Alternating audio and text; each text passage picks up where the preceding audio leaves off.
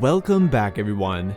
Game 1 between the Milwaukee Bucks and Boston Celtics went pretty much exactly how many people thought it would. Game 1 ended up being a gritty, physical, and even a bit of an ugly game at times, and if you watched the video I made before this one, then you probably saw this one coming too. To briefly sum up that video, I talked about how we were about to witness a true defensive battle, and if Game 1 is any indication of how the entire series will go, then get ready for more of the same. Now, a lot of it will depend on how future games are officiated, but again, if they're officiated anything like Game 1, be prepared for more physicality. To the surprise of many though, they actually let both teams go at it during Game 1. I mean, sure, they did call a few questionable fouls here and there, but you will never watch a game where that doesn't happen. For the most part though, I like the way the game was officiated. For how rough they played, I would have thought at least a couple of players would end up fouling out. But believe it or not even one player ended the game with 5 or more fouls, which you definitely could argue against being correct, but in my opinion, that kind of officiating will make this matchup even better.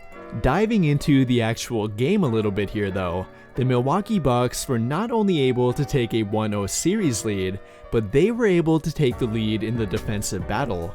No matter which way you want to look at it, the Bucks were the better overall defense during Game 1. They held Boston to an absolutely awful 33.3% field goal shooting mark, and most importantly, they were able to contain their top players. Even looking beyond Jayson Tatum and Jaylen Brown here, who by the way, only put up a combined 33 points on 10 of 31 shooting, the entire Celtics team shot horribly. In fact, their only main rotational player who shot at least 50% from the field was Robert Williams. Everyone else failed to reach even the 40% shooting mark. Jrue Holiday made life absolute hell on Jayson Tatum. A combination of Grayson Allen and Wes Matthews gave Jaylen Brown problems, and then Giannis and Brook Lopez altered a ton of shots at the rim.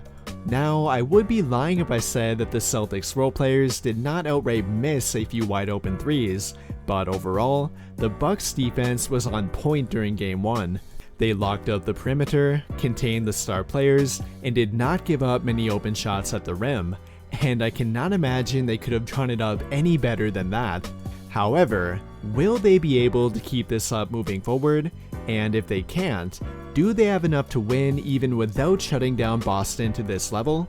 If I'm being honest here, I highly doubt that both Tatum and Brown will play this poorly again.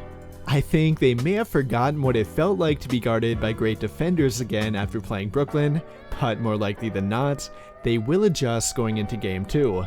I mean, it's fair to think that Jrue Holiday will continue to have an impact on Tatum, but Jaylen Brown in particular will not continue to struggle like he did in Game 1. I would have a very hard time believing that he will have another game where he puts up less than 15 to 20 points and turns the ball over 7 or more times. I mean, you got to give credit to Grayson Allen, Wes Matthews, and really the entire Bucks defense by making it hard on him, but I highly doubt he'll play that poorly again. Fortunately for Milwaukee though, I think they have some wiggle room here.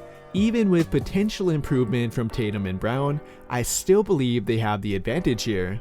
Because in reality, it's not like the Bucks had a great offensive game either. Giannis and Jrue did combine for 49 points, but it's not like they're very efficient. Believe it or not, Giannis only converted on 9 of his 25 total field goal attempts, and then Jrue only went 8 for 20.